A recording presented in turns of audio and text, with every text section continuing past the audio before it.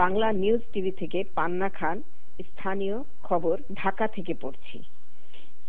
তাওরাত রেস্টুরেন্টের স্বত্বাধিকারী তৌহিদ হোসেন ও এলিজা হোসেন তাদের সন্তানদের জন্মতিথি পালনে আমন্ত্রিত অতিথিদের দিলেন এক চমক।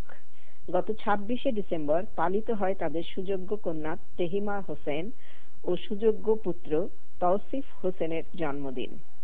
অনুষ্ঠানে জন্মদিনের প্রচলিত প্রথা মতো কেক কাটা অনুষ্ঠানের পাশাপাশি ছিল এক মধ্যম সাইজের খাসির আস্ত রোস্ট কেটে জন্মদিনের আনন্দ।